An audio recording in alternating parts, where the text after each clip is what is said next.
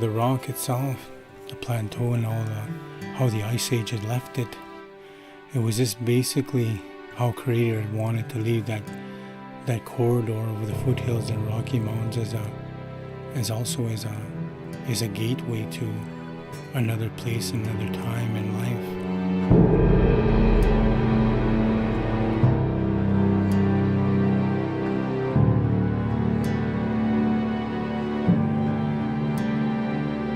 The Rocky Mountains are unbelievably beautiful and also very spiritual, very powerful place.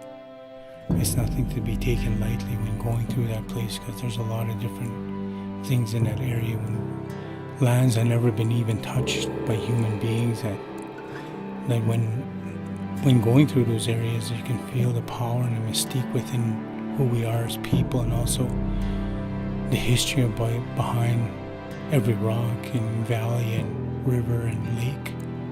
There's a lot of beautiful stories that go with that, and oral history. When being told these things, you can capture just a little bit, because the stories take days and days just to fill out one story.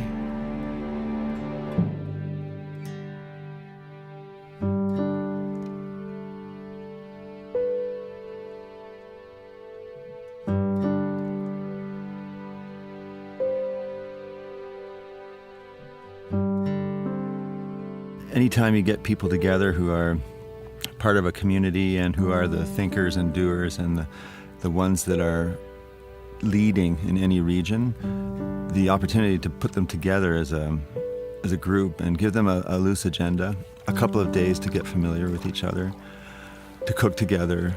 Ideas happen, things start to move, and sometimes it's not so tangible. When I first arrived, there was a lot of anticipation, just because working with some really talented people. But once we got going and the ideas started flowing, it seemed like second nature for everyone. So we had a really good time working together.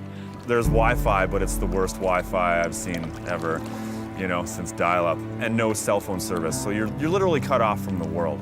That really kind of pushes you and pushed us, forced us to have to sit down together and not stare at our phones and not worry about what's going on with work, and actually turn off our brains and focus on why we were there and the people that we were there with.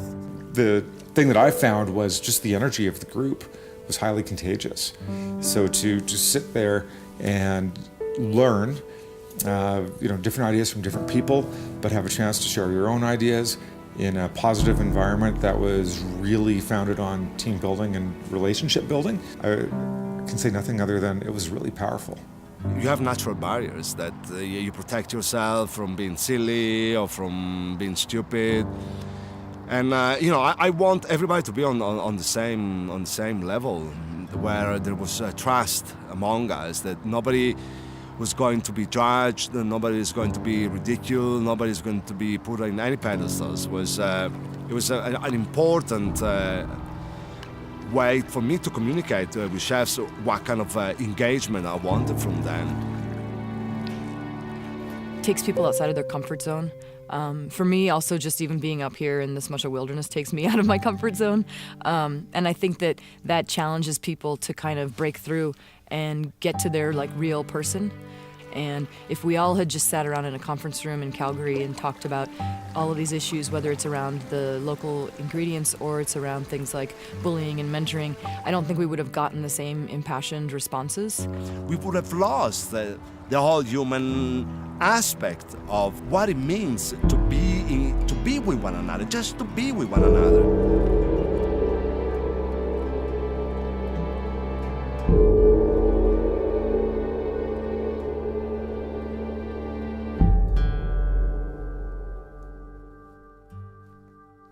It's a very complex trade to be a chef. You need to have a grasp on knowledge and notion of many different trades. You have to think in a much more holistic way.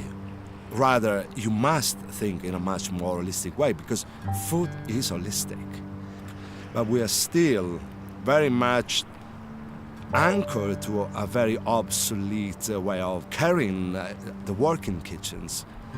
We have been taught to be tough, we've been taught to be regimental, we've been taught to be autocratic, and actually all these features, they are obsolete. They are just that they should not be there. We are living in a society that needs change. We need to replace what I call a more feminine approach, a more nourishing approach, a much more grounded approach. It's a much more holistic approach.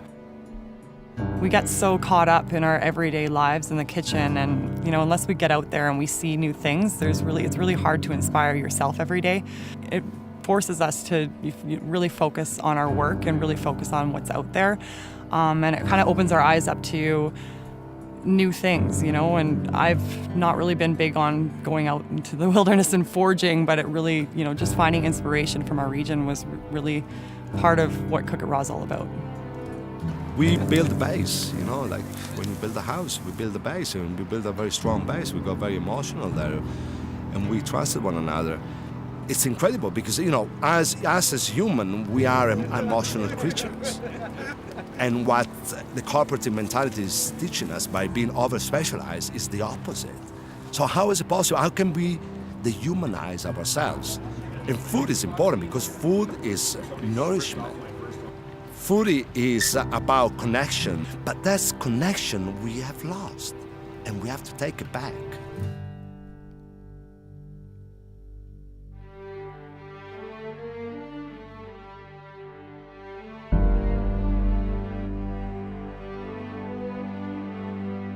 Our responsibility as a team was to cook our dish and plate it 10 times.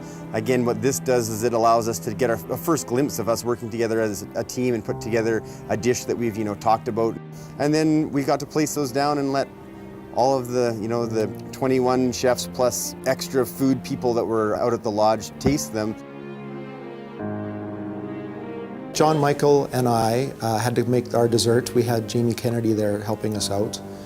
Who's just a wonderful, calming soul. I just loved working with him. We made 10 of them, and then we plated them, and then there was, was there 40 people there standing around the table critiquing it? Some people, loved the frozen ice milk, and some people thought it should be ice cream, and it turned into it was an awesome debate. I was thoroughly entertained by the whole process. I loved it.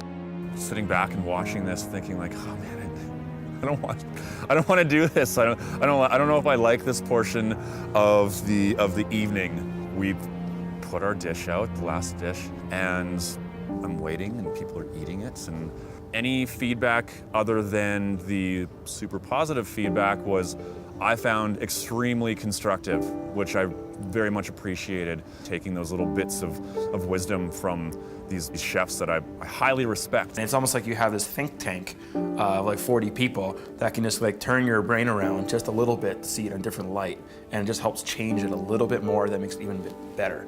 And so I was terrified at first to present to the group, but I loved that part of the retreat and just a chance to critique each other's work. And it's good to get critique. It makes you put a second or a third thought on what you're doing. I think in some way it's even harder to give critique than taking it, because everybody has different opinions about things. You have to respect that only because you think that it should be done or should be in one way, it's not necessarily the right way to go. The majority of them, they want to have the ego on the plate, and I think we were able to strip that down from them, and that for me was a huge achievement.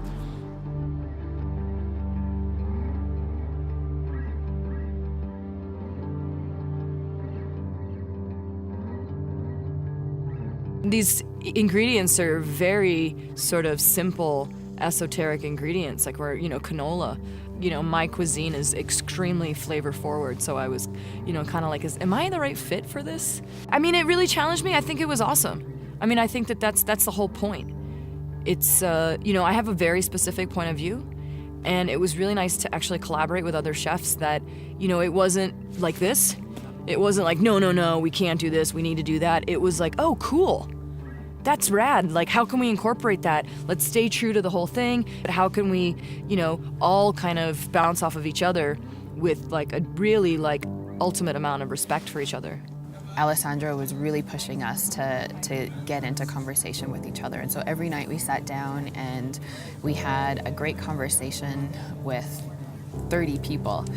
And, we talked about certain topics. We talk about, unwanted behavior in kitchen. We talk about bullyism, which actually put everything into a very uncomfortable position. But this is what Cook It Raw is about. It's about, talking, making statements, talking about issues. And I think we, as a trade, as any trade, it cannot be developed and mature if you are not able to talk about the ghost that you have in your closet.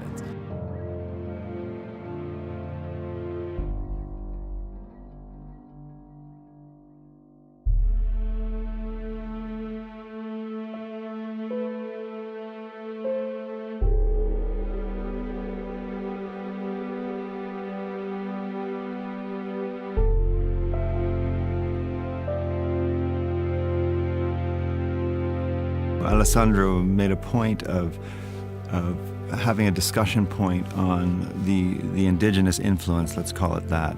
And I think that we all agreed that, it's not a matter of taking something like pemmican and putting it on a menu, pemmican with, bison carpaccio or something, and then calling it indigenous cooking or the new indigenous cooking or something.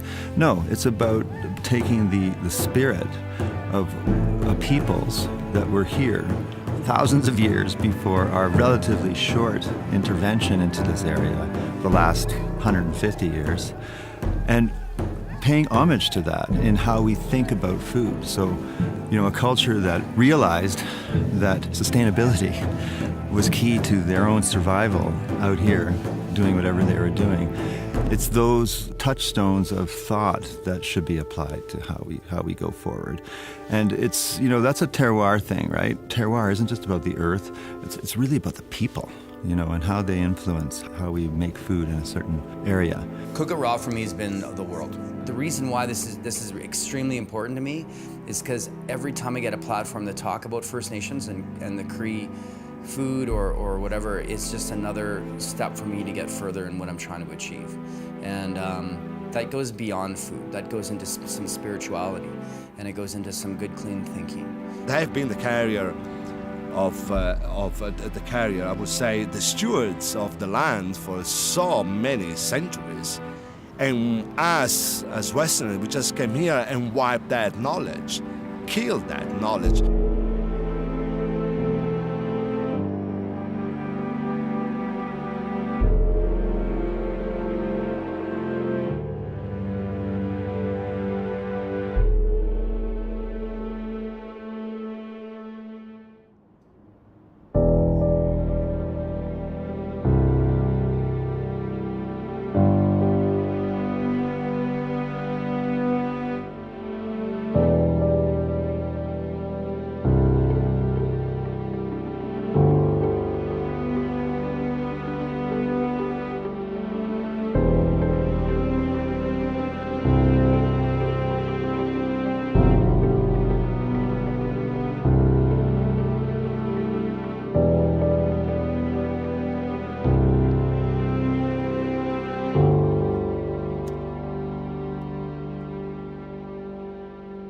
We did our initial dish in Kananaskis, and now we're prepping for our first media dinner that we're doing for 50 people. I'm on team root vegetable.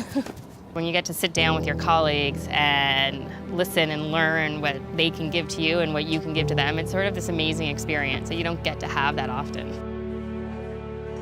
They work in much smaller cities than I do, and it's been really neat to see how much they know of their cities and the people they work with and the farmers. And we were in the farmers market today, and Cam knew everybody, and that's fascinating. Whereas in New York, you're so anonymous. It's much harder to make those connections. And I think, wow, what a great way to be able to run a restaurant. We're wood roasting some in a salt dough. So we want to do raw, we want to do roasted, we're doing juiced, we're doing quite a few different preparations of the root vegetables. Beets and parsnip root and this amazing beet ravioli that Elizabeth came up with, the goat cheese filling.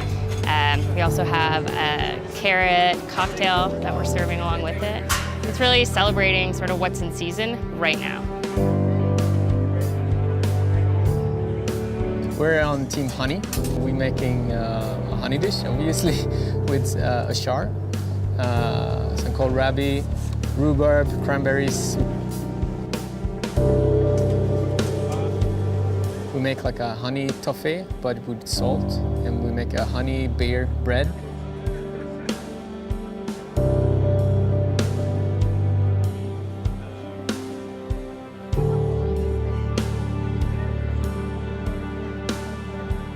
Red Fife puri. So puri is basically a deep-fried Indian flatbread with a fenugreek pesto. We had some wild boar jowl on there that was sous vide and then finished on the grill. And then just some julienne Asian pear, which is somewhat local, just from the other side, as well as some crispy wheat berries. We forget as Albertans that some of these things, and as Canadians, I think we're just humble when it comes to it. So we don't really want to make an ingredient like the big star, but we forget that it is a star to many other people from around the world. It started with the heart that we cured overnight. We made like a salt from that, dried it right out and microplaned it over top of the dish. We smoked some beef fat, made a sabayon with the beef fat, and we decided to use the heart and the hanger. We also foraged some wild juniper berries. They weren't quite ripe yet, so they were still green, and we made a nice vinegar with that, a little bit of a vinaigrette to put on the dish just to add some acid. And we used some wilted beet greens as well.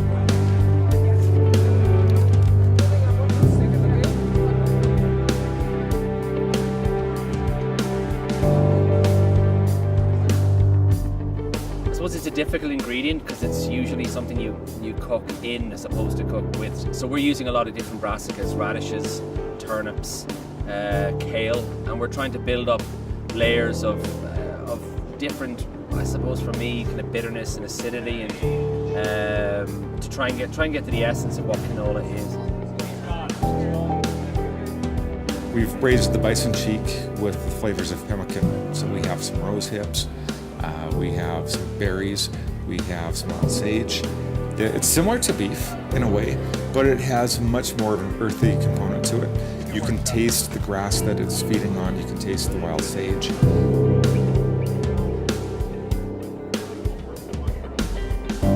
You know, people often compare them to blueberries, but I don't think that's a fair comparison at all. They're not as juicy as a blueberry. The flavor isn't as pronounced. They're a bit drier, and they have an almost almond extract flavor or marzipan. Well, Albert Adria is, well, he's the big deal. I mean, he and his brother probably changed food more than it's been changed in hundreds of years. So it's easy to defer to him as the expert in this. He had never had a Saskatoon berry until he got here. So it's really neat to see him, you know, taste it, analyze it, smell it, taste it again, add acid, taste it again, and go through that whole learning process. It's fascinating. And you know, maybe as chefs we don't do that enough. You know, I grew up with Saskatoon berries, so you know, I take them for granted, but maybe we should all stop and taste our food again and taste it more in depth. Seeing the development of the dish, it was just astonishing because they all listened. In one word, epic. It was, I think, a true vision of what we wanted Alberta cuisine to taste like.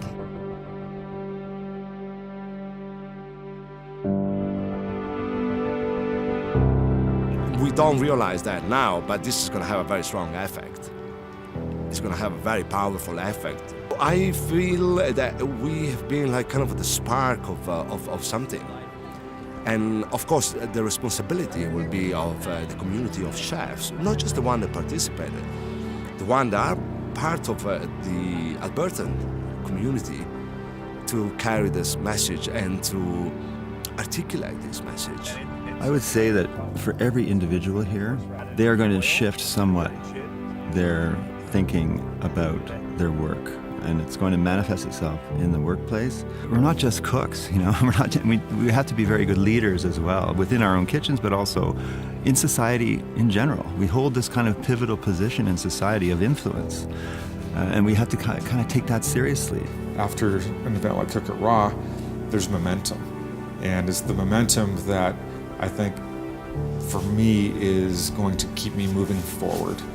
I feel it is career changing for me right now. This experience is so rewarding. Like, I can't even describe to anyone how humble I feel and how amazing I feel to be part of this experience. It just makes our culinary heart beat faster and louder for everyone to hear. This has given us the confidence to walk away and say, this is our identity, and this is what we have to do, and this is what we have to work with, and the people we have to work with, and the products that we grow here are world class. And I'm hoping that this group can walk away from this experience with the confidence to say that we are from Alberta.